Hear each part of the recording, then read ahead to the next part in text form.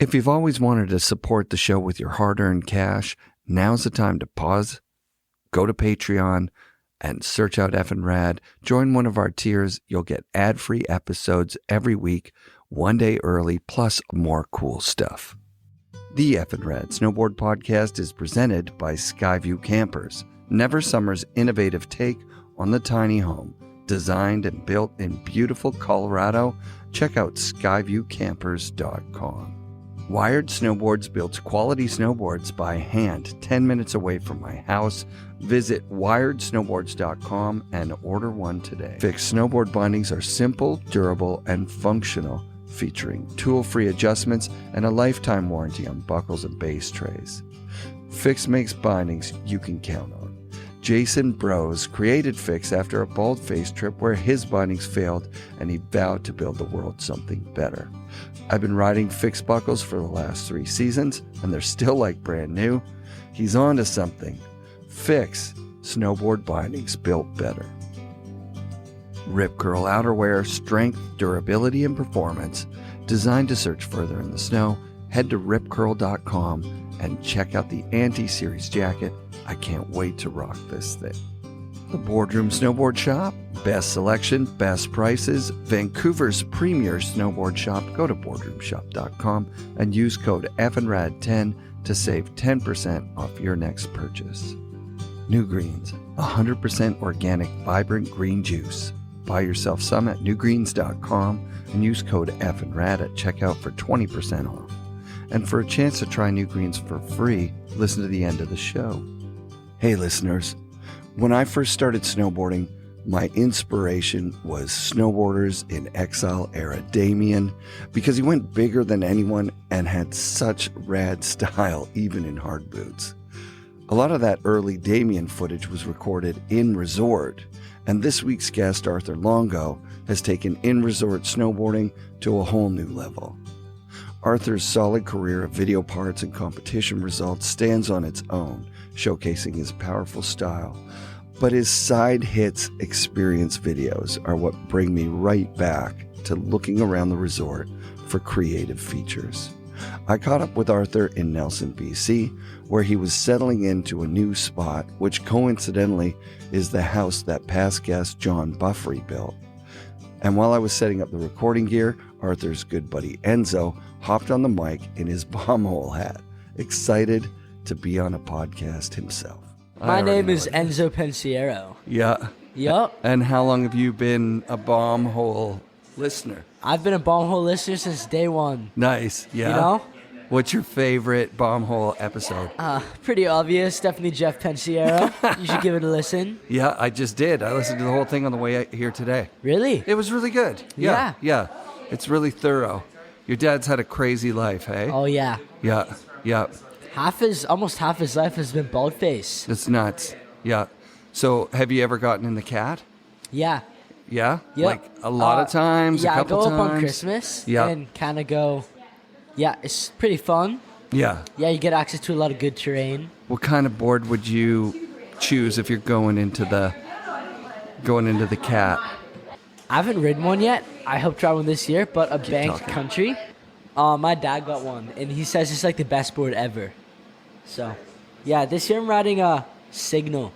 Yeah, but I haven't ridden it yet, but it looks pretty cool. Bow, bow, bow, bow. Oh, yeah. So Yeah. what's your first memory of going snowboarding? First memory of going snowboarding? Yeah. Bunny Hill at Whitewater. Nice. I remember it was like they had like a mini park up, and there was like a box there, and I hit my first box, and it was pretty fun. That's your first memory. It's like, Yeah, I'm doing this. Yeah, my first one. Yeah, yeah. That's sick. It Yeah. wasn't your first day, though, because No. you would have been riding since you were Yeah, like I rode skis for like the first 3 months, and Yeah. then my dad kind of got me a snowboard. Yep. So yeah, That's pretty badass. yeah. Yeah. What are you going to be when you grow up, you think? That's a really good question. I don't think I've figured it out yet. No, of course You you're know? 12. Yeah, I'm only 12. Yeah. So you'll be older. I'd be way older when I figure it out. Are you leaning towards anything? What are your interests? Probably something to do with like business or something like that. No, that's very cool. Yeah. Yeah.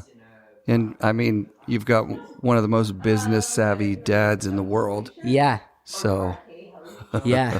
I'll probably go to college for, I don't know, whatever I feel like I should go to college for, you know? yep. Whether it's, business or something like that. Dope. Yeah. Sick Fart Boys sweater, by the way. Yeah. So good. Fart boys, Yeah, those they're dudes the are dope. bomb. The bomb hole. So you're in grade 7. 7. Yeah. That's a pretty big grade. So next year is high school. Is that right? Out here? No, our high school starts at grade 10. Oh, It used to jeez. start at grade 9. So are you in junior high right now? yeah. I'm in 7, 8, 9. it's 6, 7, 8, 9. 6, 7, 8, 9. Our school it's just so That's big. wild. Like it used to be 7 and 8. Yeah. And then they added grade 6s in like 2018. Yeah. And then the year before last year they added grade 9s.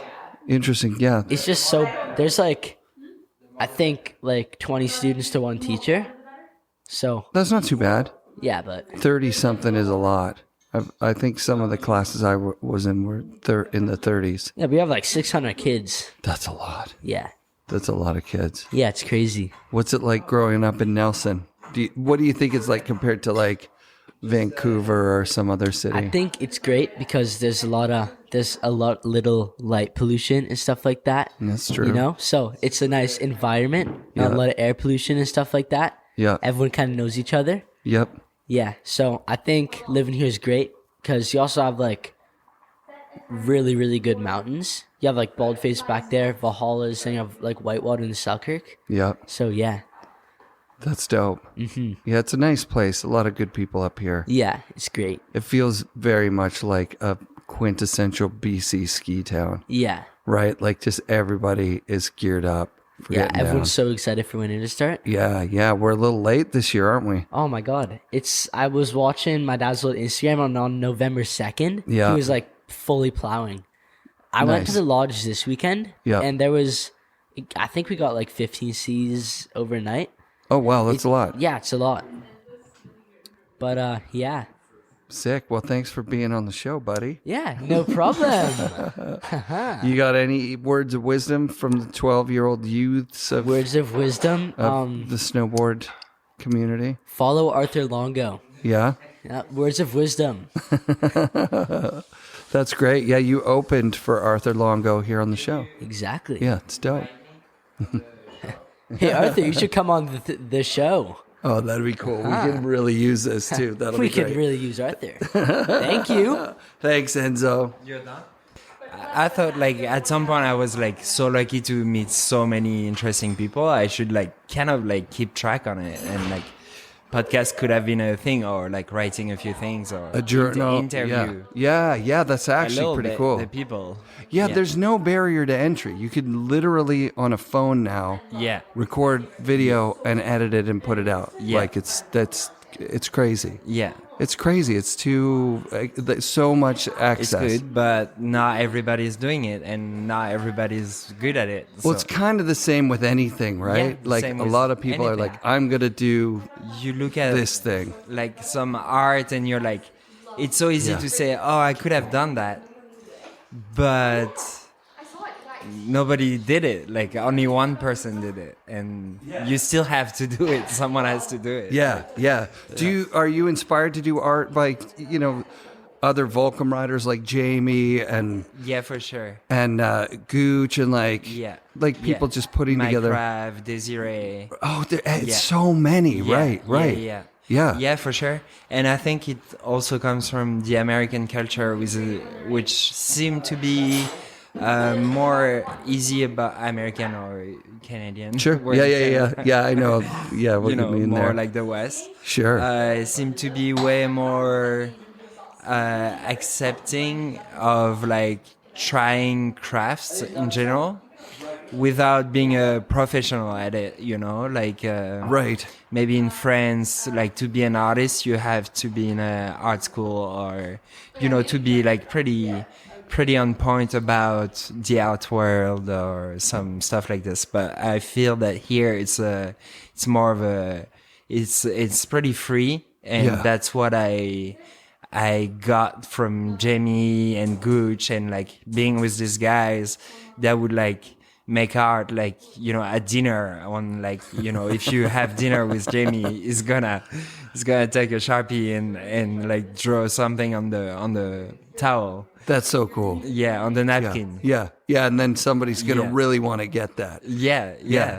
And there's no, like, you know, there's no border, there's no shame, there's no, oh, you have to be one of the best at it or whatever. Right. You're just like doing it. And I have no idea about France, yeah. but it sounds like it's like a social democracy. So there's like a little bit more like support. If you want to be an artist, then you go to art school. Yeah. You do, like, you follow that path. Yeah. As opposed to like in America, it's kind of like anything goes. Yeah, we have a lot of like the country is like funding a lot of art, is definitely funding like the movie industry, which is big, and the movie culture in France. Like, you know, there's like so many like famous French movie filmmakers. Filmmakers. Of course. And so it's definitely more of a place where you'd be able to learn the craft like from scratch, and like you know, really follow a path as an artist or something.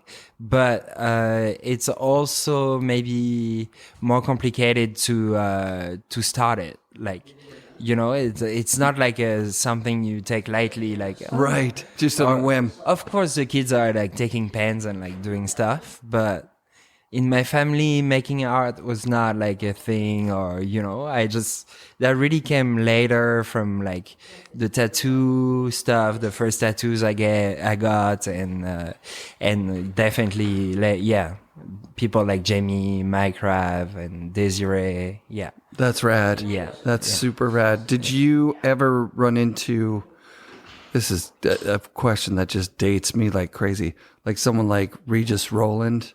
What's he like over there? Is he like, is it like, oh, right, that's our Craig Kelly, that's our guy, Regis Roland? Or is he just like that's so funny. Yeah. So when I was 18 or 19, I started to write for Apo. Cool. So that was cool. His second brand.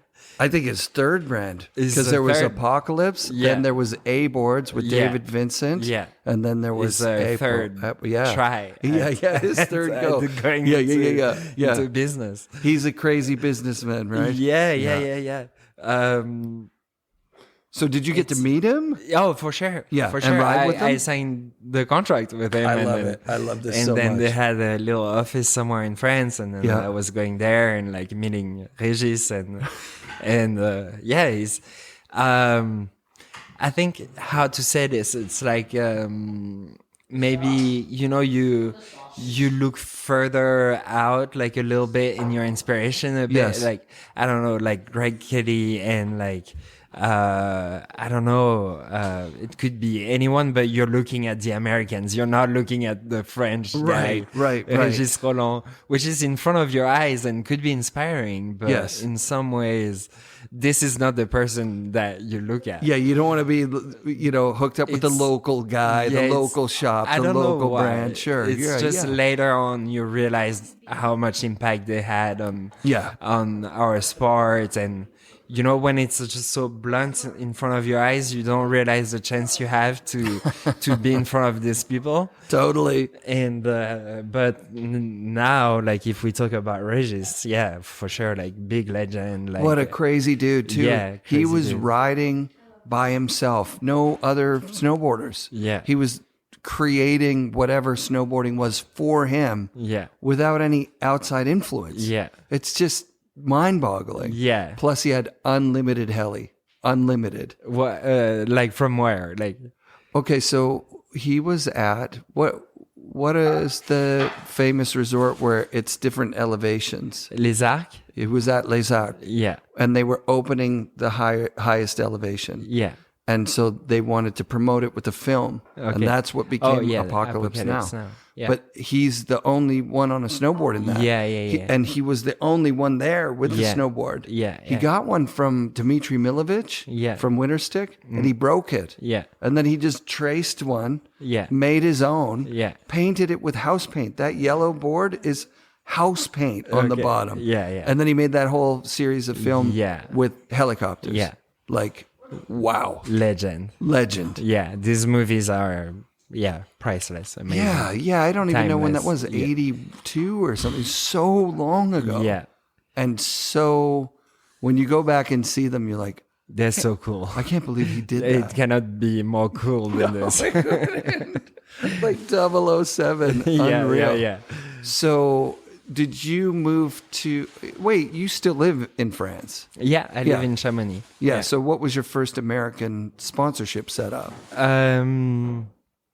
It's a good question. I rode for Volcom like for forever, kinda. Cool. It's like if we talk in years, it's been like 18 years or something. That's like this. amazing. Yeah, that's a long time. Yeah. But at some point, like I was like, because they have a base in France, Europe. Of course. And at some point it shifted more towards like, I'm in a global team. I'm like managed by from the guys over here. Yeah, you're getting And- paid by a different entity. Yeah, and your and then Yeah. you're the person you talk to is different, and team manager for global. so- That's cool. so I don't know when that was, but that was pretty late in my career. I feel that I don't love to call it a career. It was just like, a path of life, like snowboarding. It was never like, I want to reach this or that, or Right, the just Olympics the or things some goal. happened No. and, Yeah. unfold the way they did. But at some point, pretty late in my career, my point was that I was always like climbing up a little bit, and then so like dealing with the Americans came later. Yeah. Came a bit later. Sure. Yeah. Well, I don't know, but that's still a long time ago, maybe 10 years ago. Right. The one thing I do know about you is that your snowboarding in the public eye is extremely fun. You know what I mean? Like Yeah. it's not, I don't know that much about your career, but I don't feel like you were like a competitive. Did you do like competition snowboarding? You did. I Okay, did a sorry, I couldn't- bunch of yeah. competition, Yeah. but What era? Like what? like TTR, really like. So anyway, the way to start snowboarding like a little bit more seriously when you're in France, like at my time, like let's say early 2000, it was through competitions, like Sure. half pipe mainly. Yep. And then that was like a good chance of like being on the road, like having friends to ride with, or like meeting other nations, and to go for the first time in I don't know where, like in Czech Republic. Sick. For the Junior World Cup or whatever. Yeah. That's fun. So, that was like kind of like a good thing, and also not a thing I ever wished for, to be like competing, because I'm not. Well, some could say that I'm really competitive, but in the same time, I don't like the idea of like trying to be better than someone else at something, and luckily snowboarding is something that allows you to not have to be judged, or you can do it your own way. Full, just like self-expression. Yeah. So, I mean, hopefully I'm not losing your audience right now.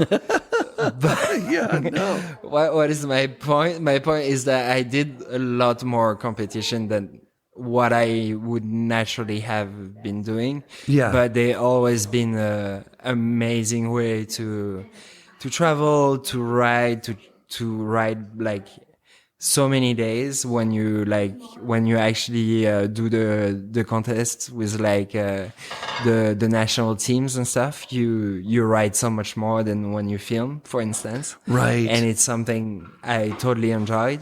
Yeah. That was one of the reasons why I was really pursuing this way. Yeah. And yeah, that's it about contests. Yeah, but I'm not in like my inner self is not too much into like I don't know if I'm like really I want to be better than someone else, and I want to show some people that will like tell me if I'm better than someone else. Or, Right. Right. You go to nature, you do your Yeah, thing. yeah. Also, when you film, you allow yourself to show exactly what you want to show about your how you express yourself on the snowboard. Of course, you have more of a say. That. Yeah, but yeah. at a contest format, you basically you have to go when they say. Yeah. Yeah, I remember Johan talking about Johan Olesen got a reputation as being difficult to shoot with. Mm-hmm. Because he didn't wait for camera crews. Yeah. Because he's at the top of something and he's going, okay, am I ready? Am I ready? Like, and he's like psyching himself up. Yeah. And they're like calling him on the radio, like, give us a minute, like there's no film in the canister or whatever. And he's just like, okay, I'm going. Yeah. Like, I'm here to do this. Yeah. Those guys either get it or they don't. It's not up to me. I'm not sitting here getting cold and then dropping in when I'm not ready. I know the feeling. Yeah. Like yeah. Sometimes the timing when you're really ready to do something is like super short.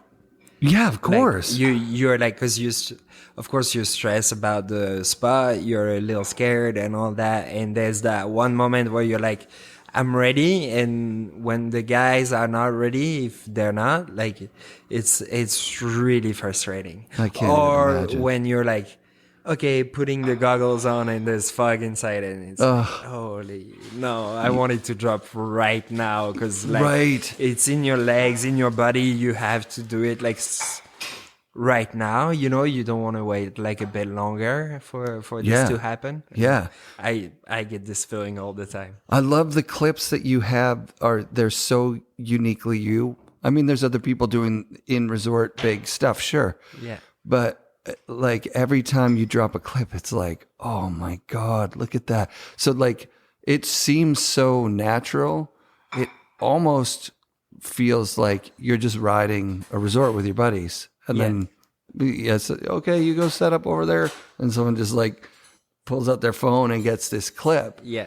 They're not pretentious. They're not like big film production, helicopter view, following you in 3 different angles, one in the air. Yeah. But just now you saying this, I'm like, oh yeah.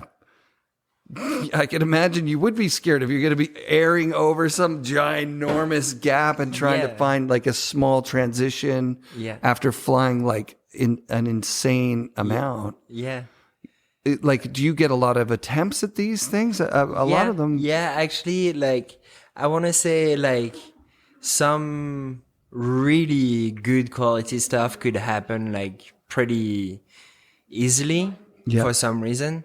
And they happen sometimes not to be filmed, but what we try to showcase by filming them is this kind of like natural thing and like a bit of ease, Yes. So this doesn't happen all the time. Right. Yeah. Like skateboarding, I feel that like, a trick could be landed like 5 or like 10 times or how many times, but before the guy is like, okay, this is the energy I like about the shot or about the way I did it, like perfectly in some ways, without wanting to say perfect, because I understand. It's not cool. Yeah. But the right way. Yes. Yeah. So there could be many attempts for sure, and sometimes it could come pretty easy. Yeah. That's dope. It's kind of, no It looks rules. like it comes so easy. That's what, like It's kind of the goal to try to make it like flowy. yeah. But it is for sure, like when you come to a spot, it's like you see that spot because it has to be ridden in some ways. And so there's already something kind of natural about it, Yeah. And so Yeah. it kind of happens naturally. Yeah, I would say. That's dope. Yeah. And when did you first gravitate towards that? What was the first like side hits experience? Was it even called that? Yeah, in French we say bord de piste.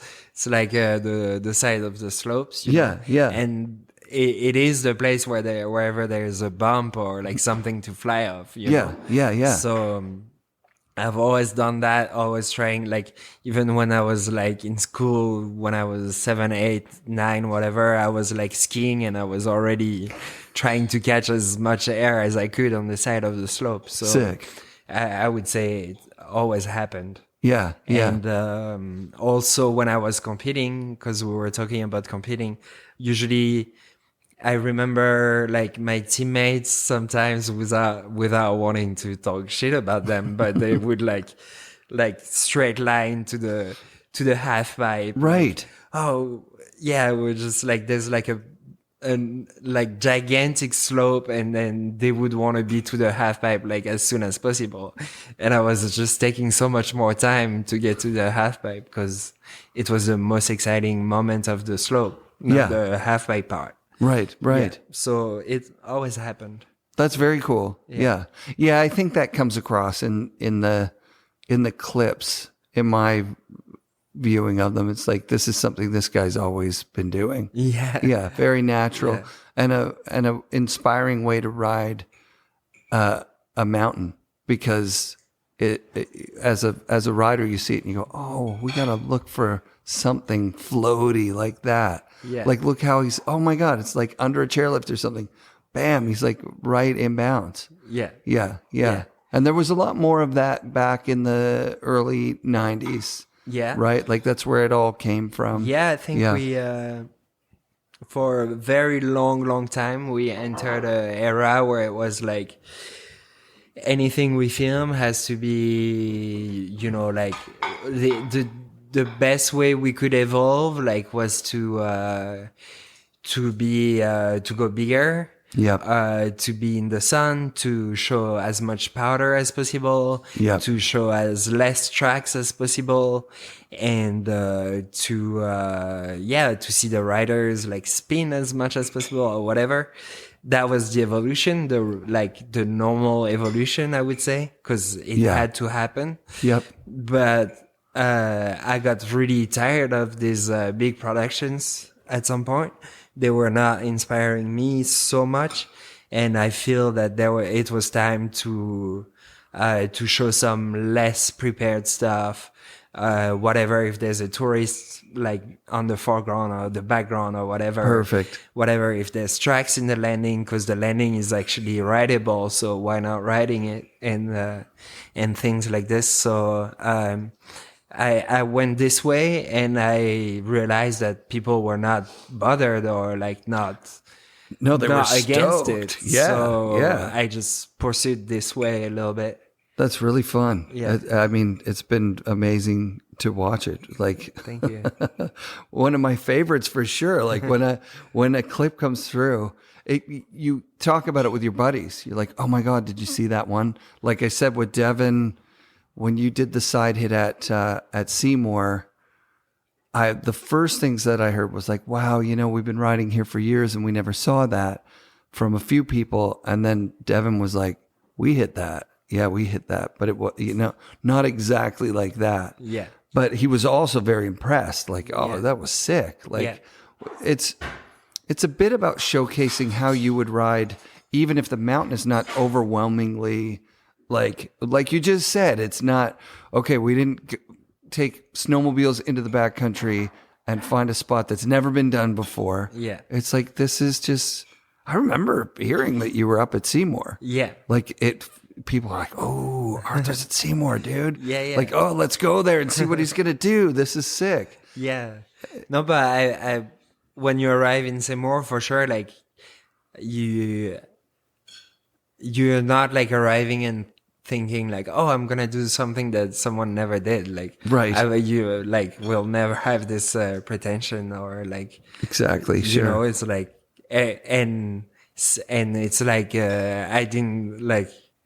I mean, even saying this sounds like super stupid to myself, but like, of course, I didn't create side hits. They always existed. Like, Right. everybody did what I'm doing before, Right. you know? Right. So I'm just like picking inspiration from what happened in the past and like, and doing it with my own way. And Which is dope. yeah.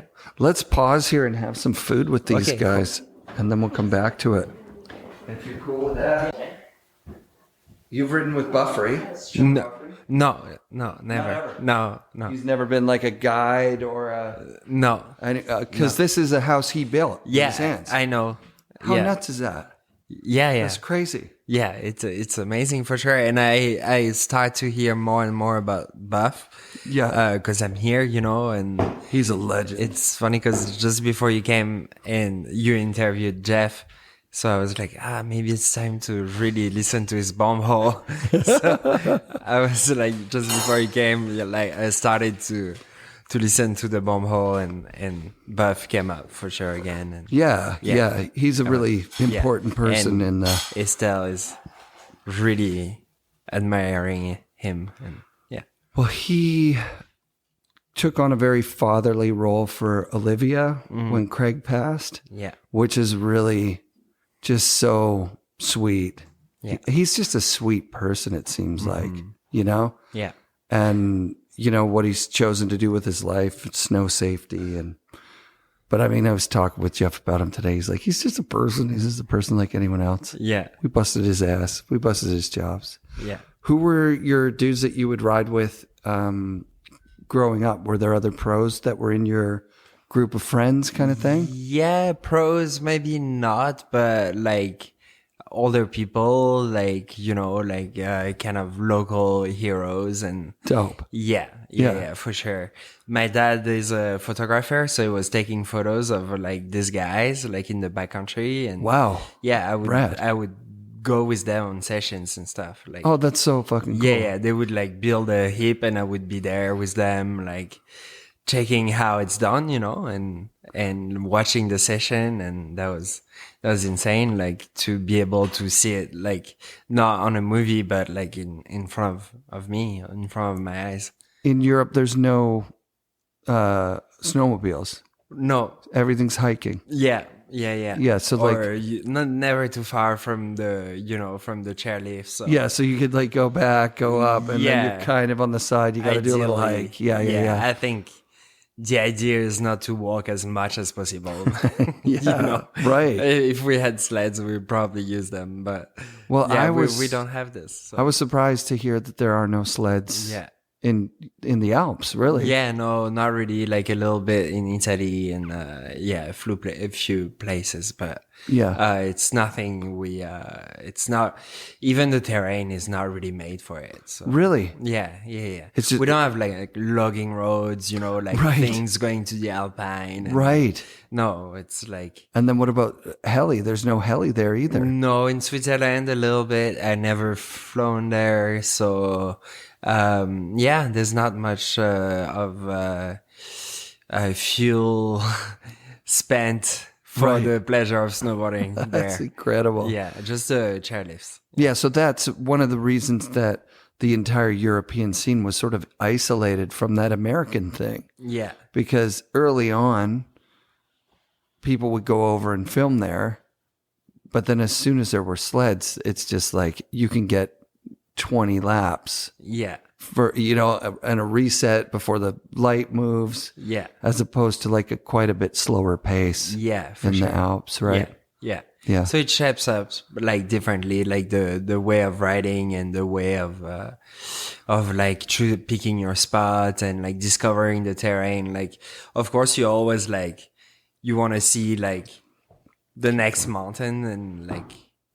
So yeah, you prefer the pace in France to the pace in America, do you think? I don't know what I prefer, but the little bit I experienced with the sled, I really enjoyed it. Oh, cool. Yeah. I spent one season doing it with Jack Price. Nice. Full season, and I kind of like learned from the best, and Yeah. that was really exciting, and I didn't mind it. But it's different. You wake up crazy early. You put gas in the sled, like you start in the dark, and like, you know, in Europe we can't start before the lifts are running, so Right. we're chill. It's very different. Yeah.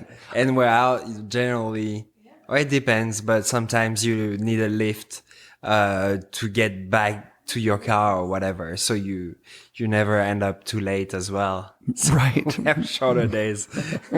Europe, you know, working a little less than in America in general. Yeah. Same goes for snowboarding. I was definitely worn out by the idea of up before the sun comes up, gas up the sled, drive the hour to the spot, unload the truck, get up there. It's, you know, so like you're getting up there while the light's really good. Yeah. Riding all day, coming back, it's starting to get dark. There's whoops. You're just like getting beat down. Yeah. And then driving home in the dark just after that whole day of insanity. And wanting only one thing is to go to bed and to put your alarm clock for the next. Start smoking again. Like, oh my God, I needed smoke. That was crazy. I think in the morning somebody got swept by an avalanche, like it's getting more, like people are going out earlier in storms and stuff too around where we are. Yeah. It's just getting more crowded. Oh, yeah. So the incentives are to go a little bit earlier. And that's not good. It's not always good. No. Yeah. Yeah. I guess there's places where you don't have to rush too much, maybe, or as much. But, if you sled in January, the days are short anyway. And true. And you're likely to start in the dark and end up in the dark for sure. And totally. Yeah.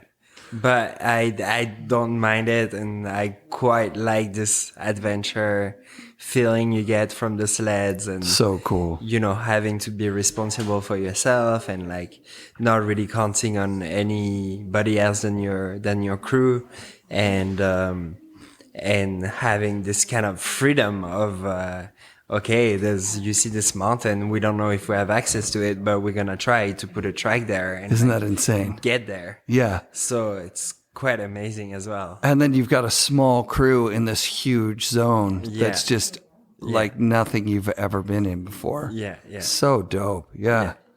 So you've been making your full living from snowboarding for what, like 15 years or something? Yeah, I would say so. Even longer. Like, damn. Yeah. Like, did you graduate? Like, did you go to a school? Yeah, or I went to like high that? school. We were talking about it with competition. Competition was like fully integrated to the school program. So we would be free during the winter since I was like 14 or something. Oh my God. Yeah. I was in a boarding school, and then. Yep. And then we'd be free for the winter. And then, I graduated high school, and I went also like to another school after that for like 2 years, for like marketing stuff, which I would have never chose if it wasn't for like the program was like good for snowboarding. Sure. Still like free winters the and stuff. Timeline. Yeah. But I would have chose other studies if it wasn't for snowboarding. So somebody told me this year that the Alps are like, all of the Alps are like the size of the Whistler backcountry or less. Yeah, I mean, I don't know the size quite well of British Columbia yet. Sure. It's just huge. Right. If you go from west to east of the Alps, it's like covering maybe 5 to 6 countries, but it's quite small compared to the terrain in Canada. And here, like there's no cities between the east and the west, Yeah, or like yeah. bigger cities, you know. Right. As in the Alps, like there's like everything there's population everywhere, and like there's villages everywhere you could imagine in the mountains. And so is there lift access to most of this stuff as well? Like Yeah, small lifts everywhere? Obviously not on Not on everything gnarly every mountain, or whatever. Yeah. but there's a ton of resorts, and I don't know half of them, and I'm trying to get to know a lot of them. Yeah. Yeah. You know, we keep going to the same places, and after a while you're like, no, there's like so many unknown family little resorts we have to discover as well. And I'm trying to put the effort in like finding out about them, and finding new places. Yeah. Is that like, what kind of creative projects do you have on the go right now? Is that something that you've thought about? For snowboarding? Yeah. Yeah. Well, I think we're gonna do a Volcom movie this year. Sweet. Yeah, so that's pretty amazing. Like that's maybe the first time like properly in a long time. So it's gonna be kind of my movie a little bit directed with Ollie, my best friend. Sick. So the two of us are gonna like kind of take a bit of the command of the ship for this. Sick. Yeah, so that's pretty cool, and we're gonna try to highlight the younger people from the team as much as possible, and hopefully some feminine snowboarding as well. Killer. So it just it's a little bit around me, but we'll just try to give space to the other people. I like it. Yeah. You obviously grew up watching like the Volcom movies. Yeah. Yeah. Yeah, for sure. What a legacy there. It's an incredible brand. Yeah, the Vico production for sure. It's like anything you can do for them is like quite amazing. So yeah, there's a legacy, as you say, and you want to do your best, and you're like, if they're like supporting a project that you want to do, then you know it's like you have to do well. And you want to do well, and you want to do it in this Volcom way, which is like pretty inspiring anyway. Yes. Yeah. Yeah, that's dope, man. I'm excited for that. Yeah. Do you know if it'll be, well, I guess it depends on the snow.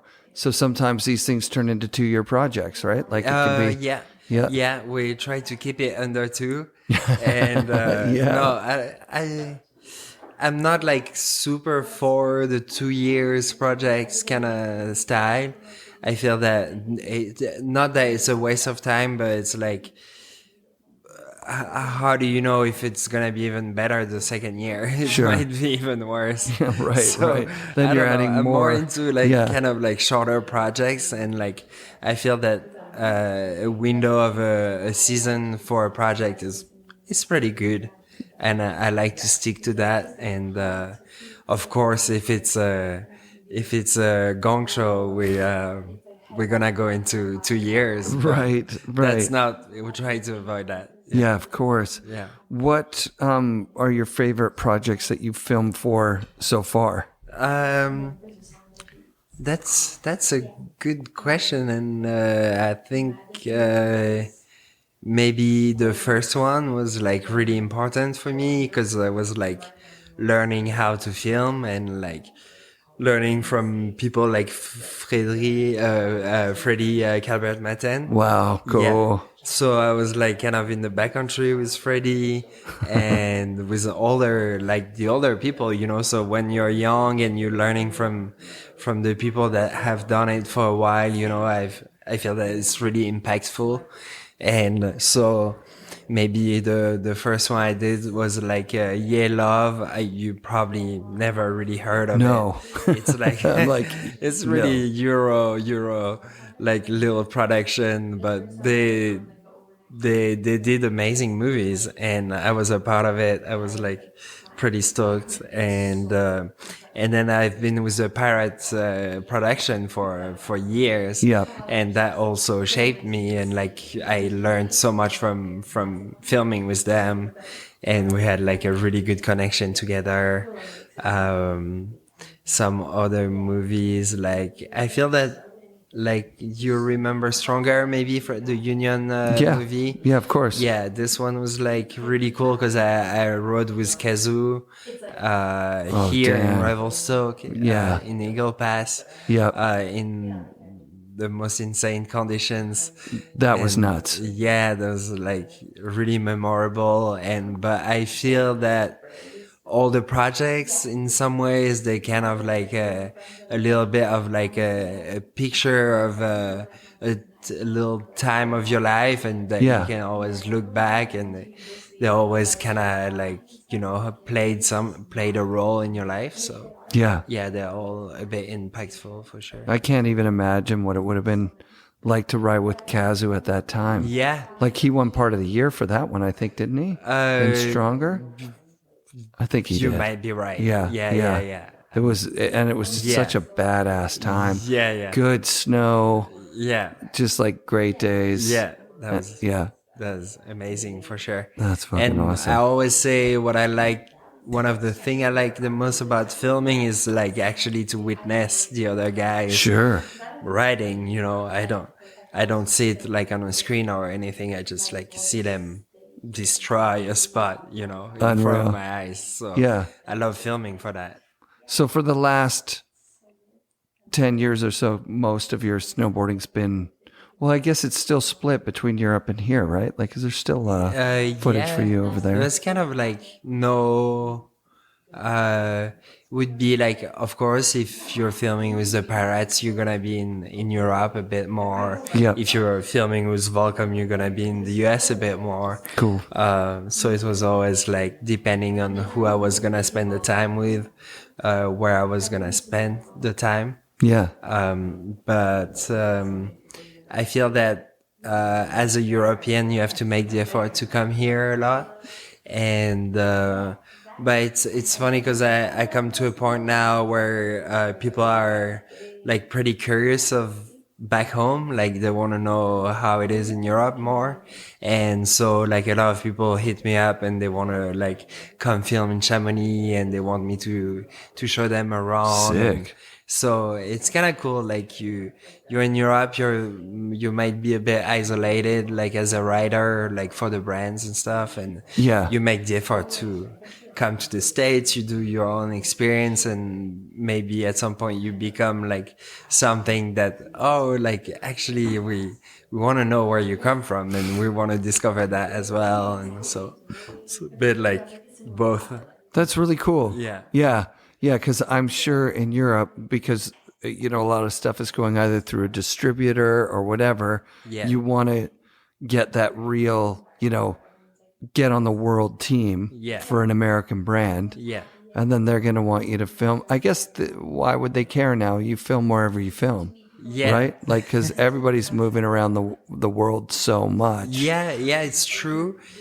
But you still like, I feel it like, I always say it kind of like, but you feel like even with friendship or whatever, like the distance does something, you know? It's still like, we still have the internet, we have like all this, but it's still like the time difference, the culture differences, and like there's still like puts a gap, and there's a big gap between Europe and the States. And I feel that, you know, like you're still a European as long as you're like staying there, you know, and you're not really much part of what's happening here. But it's totally understandable because like there's that distance anyway, for The sure. gap, right, Yeah, right. yeah.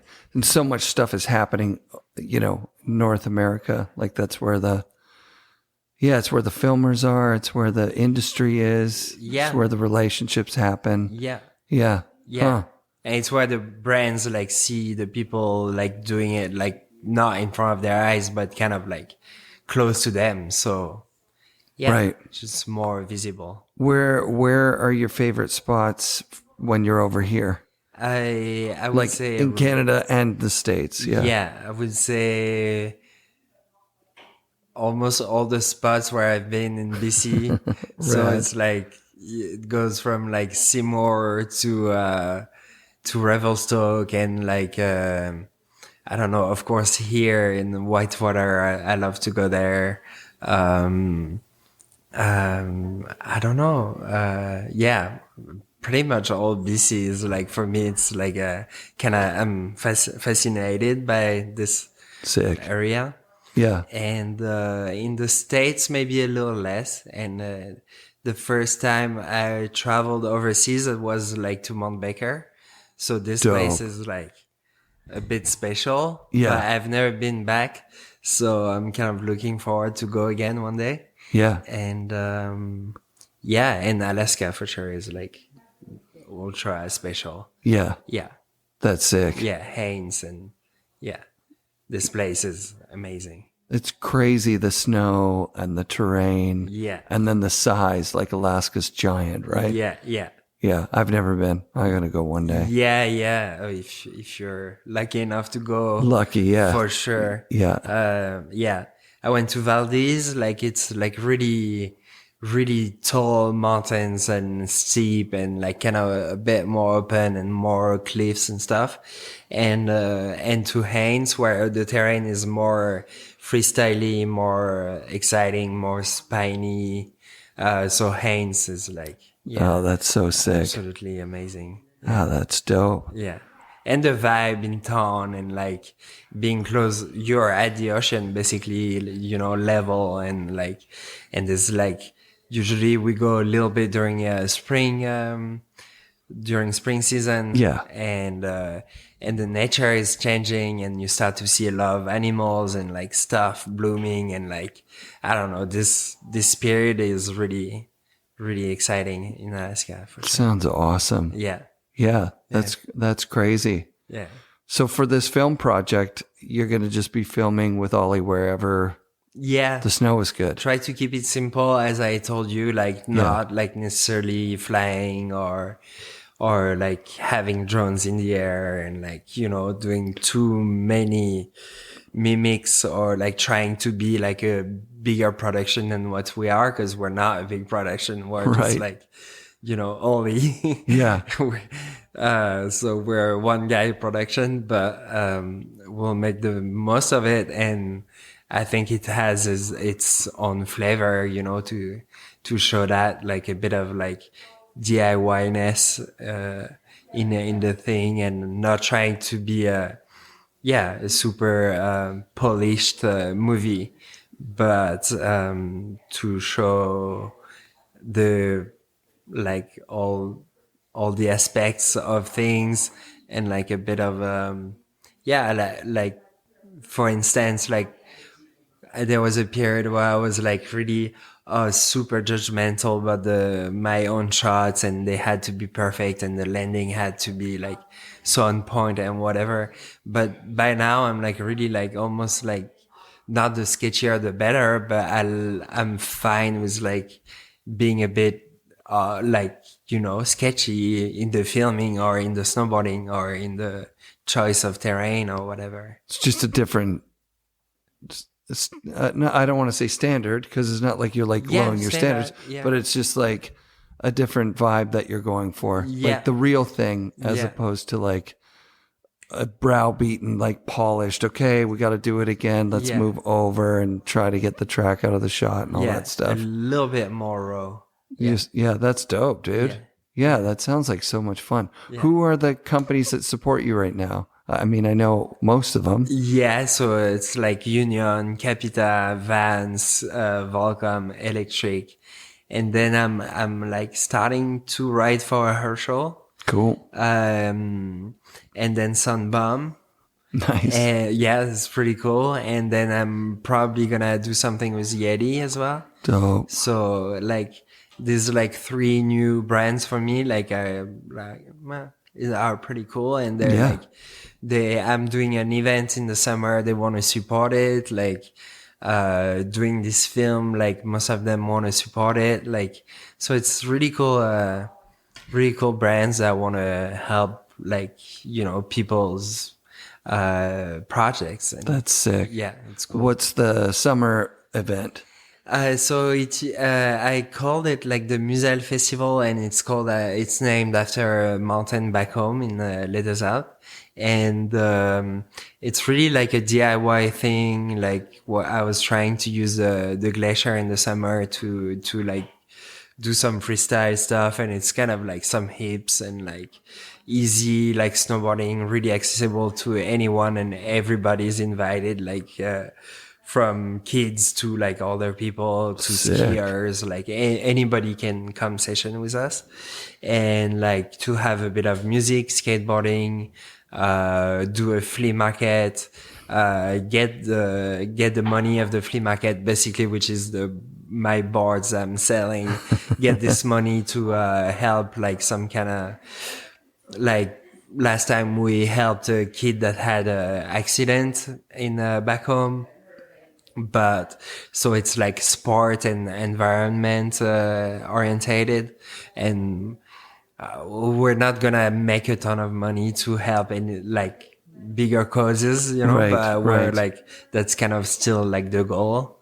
And so it's a bit of a the cool stuff I've seen where I lived or where I was in the world, and that I want to kind of bring together, like the snowboard culture, skate culture, and like having like cool like rock bands in this place, because I didn't get to see that many shows when I was a kid there. Right. So I want the kids to be able to see them, and like, you know, to have this. And You should talk to Scof as well. He did some pretty big events in the early to mid 90s, I believe. Okay. Yeah, like traveling bands and just huge insanity. Yeah. Are you friends with Scof through Volcom a little bit, and we're doing as I'm like kind of like starting to be a bit more of an artist, like I'm invited to some events where we get to do you know the Tidal show? Tidal, no, it happened in Lax, and it's kind of a residency for artists, and then we expose our stuff, and I did it this year. Scof was there, so I see Scof more and more, and he's pretty tight with Volcom, Vance as well, and a good friend of Jamie, so I see Scof quite often. Dude's a G. I love that guy. Yeah. And so sweet. He is. I love it. Like how powerful but sweet he is. Like, we got him talking about Lemmy and Motorhead. And, he's awesome. Yeah. A really good group of dudes with the 1910 stuff. Those guys are. Yeah. It's so fun. Yeah. I like that. I like that vibe of like new brands, like new blood, you know, exciting new stuff. Yeah. So it'll be cool. It'll be cool to see, you know, what your art projects come out with. And yeah, for sure. I would like, maybe it will become like a bit of a project like they do, you know. Sure. For sure, like with Ollie, my best friend, we're like constantly talking about merch and like printing stuff, which we don't do yet. Right. It's still our dream to just have like a lot of like cool designs on like on whatever we wear, you know, because it's like in the end it's just like sweaters and stuff. You can like, put a cool art on it. And well, there's Printful, which I have no reason to plug them, but I recently collaborated with Ethan from Bombhole, and he was showing me how to just get merch going so easily. Yeah. Printful, you can just like drag and drop your art onto like sweaters, t-shirts, all that stuff. Yeah. And it's like printed on demand around the world. Yeah. So like, I mean, that's pretty much anybody can start a little, you just start a little thing, you put it in your Insta feed for the, you know. I like the idea of like being on demand and like, you know, not wasting. Just no waste, right? It's like someone wants it, is getting it, but it's not like right, and then it saves shipping too. Yeah. So like if you're in Australia and we made the t-shirt here, there's a huge environmental cost to ship it there. Yeah. But if the t-shirts are already there, they print it on demand one there, and it's good. It's awesome. Like I'm still navigating it. Like I've only sold a few shirts to start, but Ethan swears by it, and it's a great way to just like no more barrier to making those Yeah. things. You can make one for yourself. You can make 20. Yeah. And you could just put them up, and whoever wants them gets them. It's pretty Awesome. cool. Yeah. Yeah. So I would look into that. For sure. Yeah, I'm gonna start like this. Yeah. Because I was trying to print some stuff, and it's like a little bit too DIY, you know. Yes. So it's cool to. Well, I looked into it for like have it done. 8 years. I kept stopping myself from doing it because I'm Yeah. like, okay, what shirts do I want to get? And then you just get Yeah. down the rabbit hole of figuring it out. Yeah. It takes forever. Yeah. But with the printful thing, it's like you could do it right now. Take a picture of that, click, put it on a shirt. Okay. Bam. And someone could buy it tonight. Yeah. Well, you It's might nuts. maybe tomorrow. There you go. Do it. Do Yeah. it. Yeah. What a pleasant person you are. Very happy. Have you always been like the happy-go-lucky kind of smiley dude? Yeah. Yeah. Like, Yeah, quite. Outside, I'm like a bit like this, and then, but I'm also a bit introverted and like shy. But I'm quite pleasant with people in general. So I'm a bit of everything. yeah, that's cool. Yeah. I think that's kind of the way, isn't it? That the outside personas usually has like a shadow side that's like, whatever. If you're nice, then maybe you're secretly a little bit mean, or if Yeah. you're, Yeah. outgoing, you're secretly a little bit shy. Yeah. Yeah. So I think that comes through in your writing that you're not crewing up with like a big production of like Yeah. really exciting. Let's do this, No. big production stuff. Yeah. You come across as somebody that to me at least values the simplicity of something Yeah. rad Yeah. done right. Yeah. Right? Yeah. Yeah. Yeah, that was always like for sure. Always a bit of it had to feel right, to do things right. Yeah. Or like to do them in a good way, and I never really felt like super comfortable with like acting or just like not being real, or Right. I like when things are like really authentic and Yeah. You're not doing skits and making nah, things. I'm not there. Yeah. It's not me, and Right. some other people do it so good. And Yeah, I saw that casino, the casino film just dropped. Introduction And, is oh my insane. God, Yeah. those guys, it's awesome. Yeah. But it's, same with me. I'm just like, Yeah. this is what you get. Yeah. I can't do voices. I'm not Yeah. dressing in a costume. Yeah. But it's been really, really nice talking with you, man. Thank you, Eric. I can't tell you how honored I am to be invited into your home and get to meet you. I'd really love to ride with you. That would be fun. When Yeah. you come to In Seymour. Seymour. Let me Yeah. know. Yeah, I'll tell for sure. Dev to come out. There's no one better to show you around Seymour than Yeah. Devin Walsh. Yeah. He just, he gets a flow line going Yeah. wherever the snow is for that season. That would be a dream Yeah. to ride with him. I never rode with Devin. So. Oh, dude. Yeah. that would And be- he'd be stoked to show you around. Wow. Yeah. Of course. Yeah. That's really cool. It's fun that he stuck to Seymour as his home mountain, even though, you got Baker to the south, you got Whistler to the north. And of course, he did all the sledding stuff.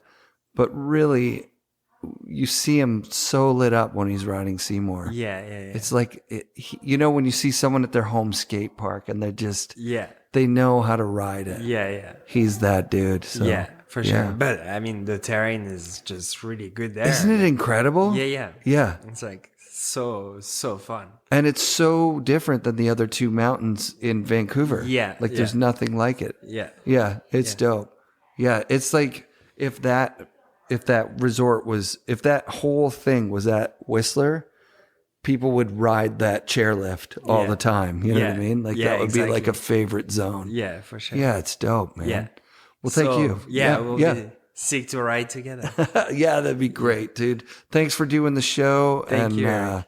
We'll talk to you soon. Yeah. Keep it up. We look forward to your project. That's going to be so much fun. Thank you. Cool. Thank you. Thanks.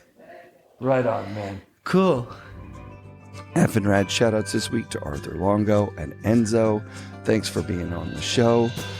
Extra special thanks to our solid snowfall supporters on Patreon, Jason Porter, Anthony Torson, JP Vash, Chris Green, and Roy Arn Borseth. And a really, really special thank you to Jamie Shaw, who's been randomly sending me money for the show since the beginning, and also turns out is my old buddy from Boardroom, who inspired the show with his luncheon edits on Vimeo.